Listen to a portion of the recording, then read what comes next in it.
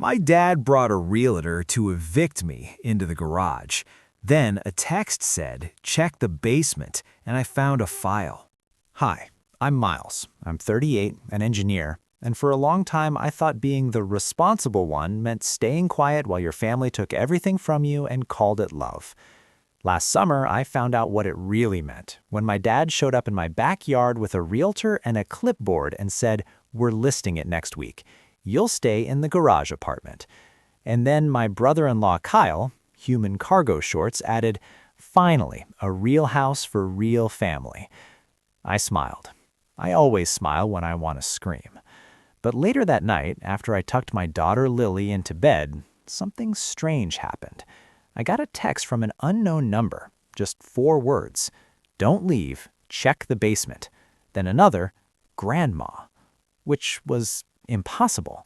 Grandma Ruth couldn't text. She could barely leave voicemails without asking me to call and check if it went through. And the number wasn't hers. I figured maybe it was a prank, or spam, or desperation hallucination. But then it said, "Behind the freezer, the panel, bring a flashlight." I went. I don't know why. Maybe because something in me knew that this wasn't just about a house. Maybe because Lily had asked me, with that tiny voice of hers, did I do something wrong? While packing her backpack without needing to be told, like she already knew how to leave. The basement smelled like cold dust and the ghost of wet cardboard. The panel behind the freezer wasn't much, just a warped section of wall I'd never paid attention to. I knelt down, ran my fingers along the baseboard, found the seam, and behind it, a metal box, a thick envelope, my name on it, Miles. Not to my son, not to the family, just Miles. And what I found inside, it made everything clear. And it made me furious. The envelope was heavy in a way paper shouldn't be. Inside, a letter in Grandma Ruth's tight, slanted script and a stack of documents that made my stomach twist. "Miles," it read, "if you're reading this, your father has tried to take the house from you. I'm sorry. I told him no. He didn't listen.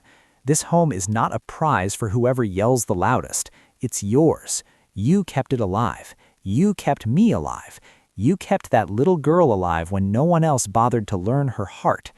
I changed the trust. I recorded it. Your father is not the trustee anymore. You are. He will try to scare you. He will try to rush you. Don't. Call the attorney. His number is in here. And, Miles, check the lockbox. You should know what your father's been doing with my money. Love, Grandma Ruth." It felt like a slap and a hug at the same time. The trust amendment was official, recorded, notarized. It named me the sole trustee, the decision maker for the house. Not my dad, not my mother. Definitely not Tara and her smug suburban colonizer of a husband. But the lockbox, that's what made my hands go cold. Bank statements, dozens. Withdrawal after withdrawal that didn't match Camp Grandma's care costs. Checks made out to cash, transfers to my dad, to Tara. One note, written next to a $4,000 transaction, said, "Asked him what this was for, he lied." I sat there at the kitchen table while Lily slept down the hall, her little backpack half-zipped and waiting like an evacuation order. And for the first time in years, I didn't feel like the calm one. I felt like a parent, a man, someone with proof. So I made coffee. At 8:12 a.m., I called the attorney listed in the letter. He answered on the second ring. "Your grandmother said this day might come," he said calmly. She was right. My dad brought a realtor to the house. "He can't list it. He has no authority. You do." We talked. I sent him photos of everything. He told me Grandma had revoked my father's power of attorney 6 months ago. A new one had been filed. I was the legal point of contact for her medical and financial decisions. My dad had no more access. At 9:03, I canceled every automatic transfer that went to my parents. At 9:11, I removed every linked account. By 9:28, the access was gone. No more guilt-drenched helping, no more tight months that were really lifestyle choices. I sat, staring at the confirmation screen, lightheaded and calm at the same time. Lily wandered in, rubbing her eyes. She saw the boxes and froze. "Are we leaving?" I knelt down. "Not anymore," I said. Her eyes widened. "But Grandpa said—" I shook my head. "Grandpa doesn't decide where we live." She didn't smile, not right away, but she nodded and leaned into me, small and warm and very, very real. That afternoon, my dad texted, "Why are the transfers not going through? Call me now." I answered, "I'm not funding a family that treats my child like she's not real." Then I turned off my phone and waited, because I knew the storm was coming. They showed up at 2:15. No warning, no heads up, just tires crunching the driveway like a threat. My dad's truck, then Tara's SUV behind it, like it was a coordinated assault. Kyle got out first, sunglasses on, pushing the twins toward the backyard like he'd already decided which corner would be the sandbox. My dad marched up the porch like a man on a mission. I opened the front door before he could knock. He didn't say hi. He looked past me, saw the boxes still sitting in the hallway, and grinned like I'd finally cracked. "So," he said, smug, "you came to your senses." Tara leaned in behind him, peeking inside like she expected Lily's things to be already packed. Kyle chuckled. "Garage apartment's perfect for you. Cozy, private." I didn't move. No, just no. Dad's smile twitched. "Miles, don't start." I held up the folder, the one with Grandma's documents. "Grandma changed to trust. I'm the trustee. The house isn't for sale." Dad scoffed. "That's not true." I kept my voice level. "It's filed. It's official. There's a lawyer." Tara blinked fast. "She wouldn't do that." "She did." Dad stepped forward. His voice dropped into that quiet, cold register he'd always used when he wanted control without raising his voice. "Where did you get those papers?" I didn't answer. Didn't need to. The truth didn't need permission. He tried again, louder this time. "I am your father. This ends now." And Kyle, because he couldn't help himself, muttered under his breath, "Real family needs the space." That's when Lily appeared. She was barefoot, her hair sticking up from her nap, stuffed rabbit in one hand. She stood in the hallway behind me, watching them silently. Kyle saw her, didn't flinch. "Hey, kiddo," he said, smiling like a sitcom dad. "Looks like you'll have a cool little apartment soon." Lily's grip tightened on the rabbit. She didn't move. My dad didn't look at her, not once. That's when I felt it, that final internal click. Not rage, not even hurt, just a clean line between then and now. I said, "You're done using me," turning back to my dad. He scoffed. "Oh, here we go. You're off my accounts, I'm not paying your bills, I'm not paying Tara's bills, and you're not selling this house." Tara's voice cracked. "Miles, seriously, we have the twins." I nodded slowly. "And I have a daughter." Kyle laughed like I was joking. "Come on, man, you're fine. You work. Tara's a mom." I looked straight at him. "Don't talk about my life like you've earned it." Dad's face turned crimson. He jabbed a finger toward the yard. "This is selfish. You're punishing your sister." I stayed calm. "No, I'm protecting my daughter." Then I did the one thing none of them expected. I stepped back and closed the door. Not a slam, not a scene, just a closed door. I clicked the lock, and on the other side, they shouted. They pounded. They used every family buzzword in the arsenal. Ungrateful, traitor, destroying the family. But inside, it was quiet. Lily tugged my sleeve. "Are they mad?" "Yes," I said honestly. She looked up. "Are we okay?" I smiled at her. Real this time. "We are okay." The next 7 days were a slow-motion guilt parade. Texts, voicemails, emails with subject lines like "urgent" and "let's talk" and "you're breaking this family." My mother left me a voicemail where she cried for 46 seconds before even speaking. Tara sent a photo of the twins looking sad on a couch with the caption, "They miss their uncle," as if emotional extortion came with a toddler filter. But the worst one? Dad. "Grandma is confused. You're taking advantage of her. I hope you can live with that." I nearly crushed my phone. This man, who siphoned her savings like a casino ATM, was now weaponizing her confusion, something he had helped cause, not cure. He even tried to show up at Grandma's assisted living facility, tried to charm the staff, probably thought he'd sweep in and tell them I was unstable or selfish or turning her against the family. But he didn't know about the lawyer's notice. He didn't know Grandma had already spoken to the nurse and updated her contact preferences. So when I showed up with the documents, I didn't need to raise my voice. And when Grandma saw him across the common room, she didn't wait for permission either. She looked up from her crossword and said, clear as crystal, "I know what you did." The room went still. Dad froze like someone had fired a flare gun in church. He looked at me, probably expecting me to jump in, smooth it over, make the scene go away like I always did. But I didn't move.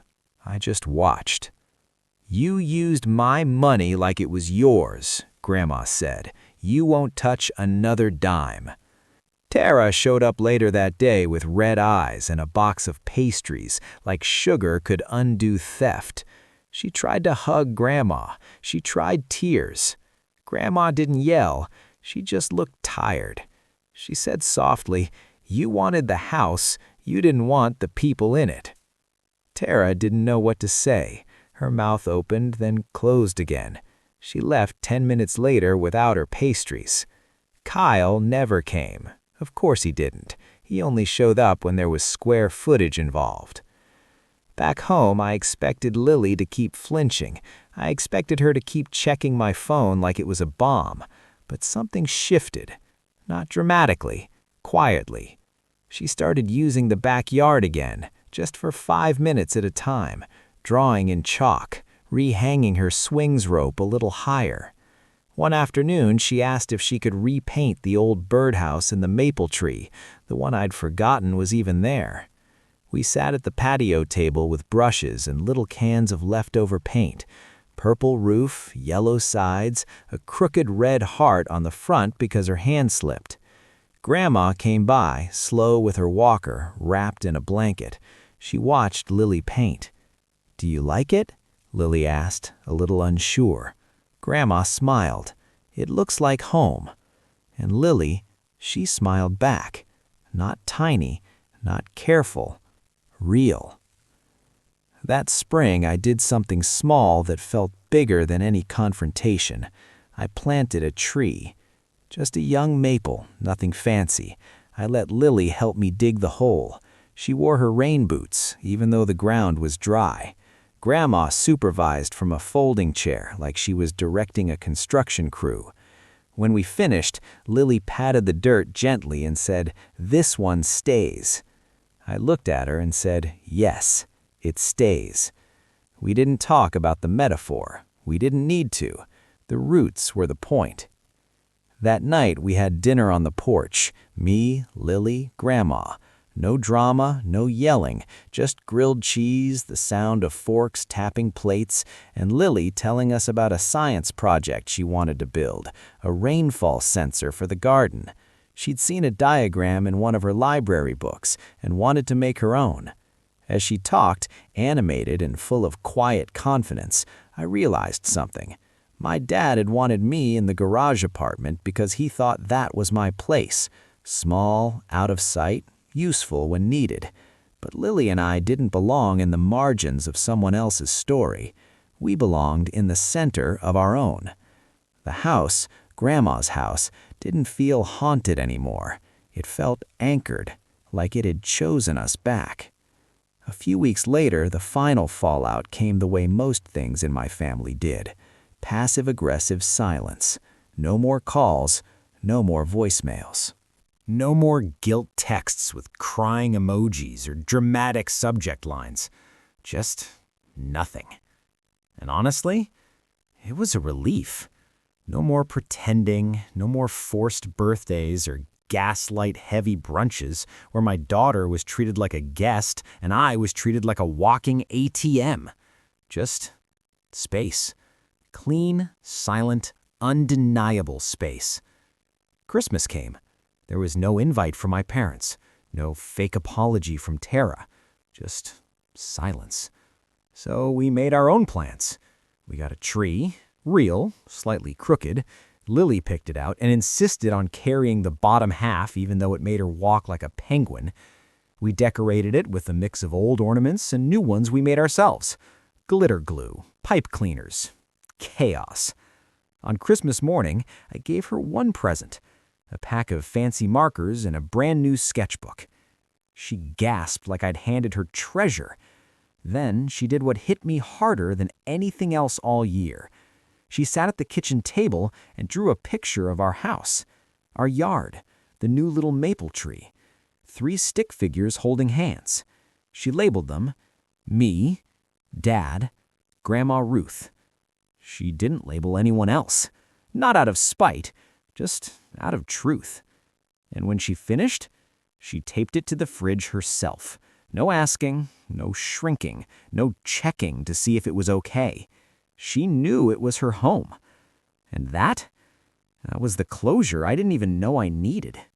After Christmas, the silence didn't just stay, it settled, like fog that never lifted, like furniture you forgot wasn't yours until it was gone. No calls, no invitations, no sudden forgiveness arcs. It was weird at first. My whole life, I'd been the fixer, the one who kept the group chat alive, who remembered birthdays, who just picked the tab because no one else reached for the check.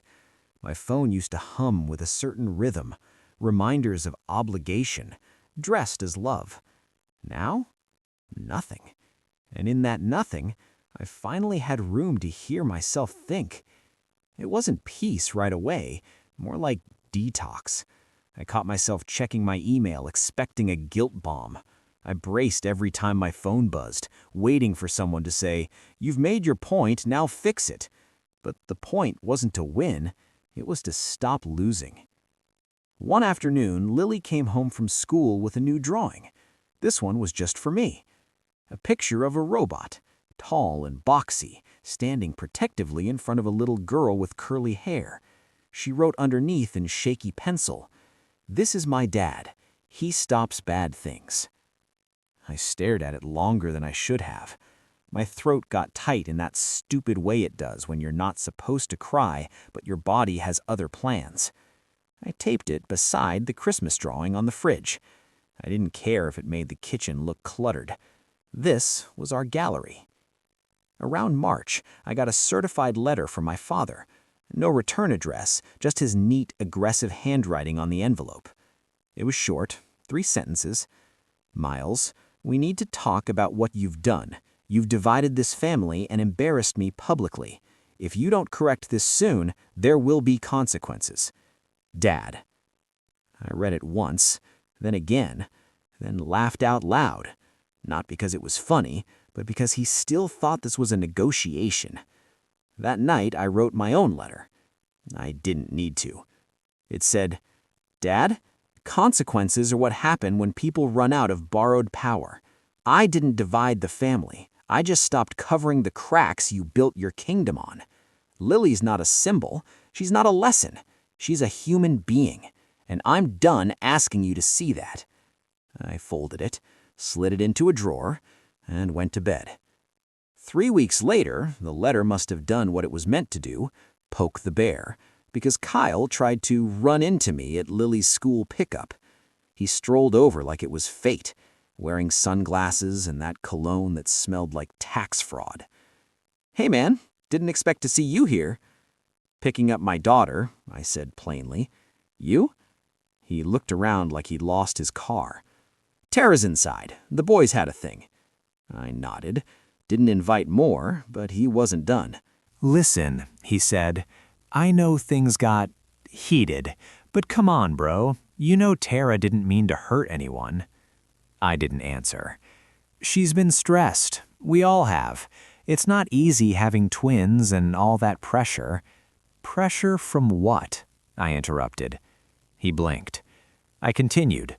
From not getting a house for free? He laughed awkwardly. Look, we're family. We all slip up. You can't just hold on to every little thing forever. I'm not holding anything, I said. I let go. You're the one still circling the yard. He smiled then, tight, performative. Well, if you ever change your mind— I won't, I said. Lily ran up a second later with her backpack bouncing and her cheeks red from the playground. She didn't even glance at Kyle. She just grabbed my hand and said, "Can we get ice cream?" I looked down at her, then back at him. We've got better things to do. And we walked away. Spring thawed out everything except my family. By April, even the neighbors had stopped asking if everything was okay. I think the final clue was when I replaced the front door lock and didn't give anyone a spare key. Not Tara, not my parents, not even a fake just-in-case copy. Lily thrived in the silence. She started leaving her shoes in the middle of the hallway again, like she wasn't afraid to take up space. She filled her new sketchbook with scenes from our backyard, birds, trees, stick figure versions of me and her, sometimes Grandma, always smiling. And she talked more, not louder, just with less hesitation. One day she asked me, very casually, "Can we build a treehouse?" It hit me harder than it should have, not because of the idea, but because she assumed we'd be here long enough to finish it. That was a new kind of safety, the ongoing kind. So, yeah, we built one. Well, sort of. It was 2 pallets, some plywood, and a ladder made from leftover porch railing. But to her, it was a castle. She drew blueprints in marker. I followed them like gospel. Grandma came over and supervised again. She sat under the tree wrapped in a shawl and sipped tea from a thermos like she was a home inspector from a fairy tale. "It's crooked," she said. Lily nodded solemnly. "That's how you know it's real." And Grandma laughed. Not polite, not forced, just full. That day, as I was cleaning up the tools, I noticed Grandma watching me. Same look she gave me when I was a kid and pretended I scraped my knee. "You okay?" I asked. She nodded slowly. "You finally stopped apologizing." I didn't respond right away. I think I smiled, a little. She added, "Took you long enough." We didn't talk about my father after that. We didn't need to. Some people think closure is a conversation. Sometimes it's just a boundary that holds. But not everyone was done testing it. A week later, Tara texted. "Tara, can we talk? No judgment, just sister to brother." I stared at it.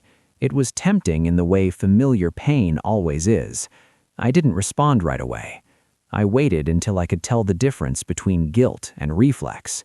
Then I wrote, "Only if it's about Lily. Otherwise, no." Her reply came 5 minutes later. "Forget it. You've changed." I read it twice, then whispered, "Thank God." That weekend, Lily invited one of her friends over for the first time in months, a girl from school named Emma. They spent the afternoon in the treehouse drawing what they called house maps, crayon layouts of where everything important lived: the snack shelf, the marker jar, the spare rabbit, her stuffed one, not a real pet, yet. At one point, I heard Lily say to Emma, "My dad built this house, and he kept it." It wasn't true, not technically. I hadn't built it. Grandma did. The bones were hers, the garden, the fireplace. But Lily wasn't talking about carpentry. She was talking about us. Summer came, and with it, a rhythm that felt suspiciously like peace. Mornings were slow. Lily and I made pancakes on Sundays. Even the burnt ones got eaten. We planted tomatoes in Grandma's old garden bed and watched them grow crooked and overconfident. The maple tree in the backyard started to fill out, just enough for shade, not enough to forget it was still young. I didn't hear from my dad again. Not a letter, not a voicemail, not even a petty social media post, which for a man like him was the equivalent of vanishing. I think deep down he realized the thing he feared most had already happened. I'd stopped performing for him. I'd stopped paying tribute to the myth that family meant obedience. Tara tried once more in July. She emailed. Subject line, "Can we just move on?" Inside was a long ramble about how hard things had been, how maybe she came on strong, and how family is messy but blood is thicker, etc., etc. The usual hall pass for boundary violations. At the very end, she wrote, "I miss my brother." I stared at that for a long time, not because it pulled at me, but because it didn't. I realized I didn't miss her back. I missed the version of myself who thought I had to keep choosing them to be worthy. I closed the email, didn't respond. Instead, I turned to Lily, who was on the floor building a cardboard rocket ship for her stuffed rabbit. "Want to help me fix up the garage apartment?" I asked. She looked up, confused. "For what?" "I was thinking maybe we could turn it into a little studio for your drawings or a science lab." She gasped like I'd said we were going to the moon. We spent the next few weekends clearing it out, painted the walls a soft blue, added shelves, a table, a lamp shaped like a mushroom. Lily started calling it the Big Think Room.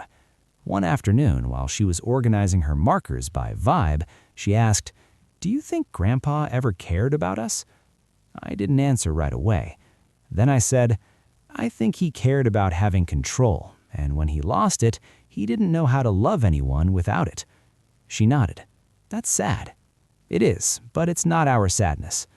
The day before school started, she drew a new picture, not for the fridge this time, for the wall of the Big Think Room. 3 people again. Me, her, Grandma. The maple tree was taller now. The birdhouse had a little heart on the front, and next to it, a second little tree had sprouted. She wrote underneath, "We grow things here." And for the first time in a very long time, I didn't feel like I was recovering from anything. I just felt home.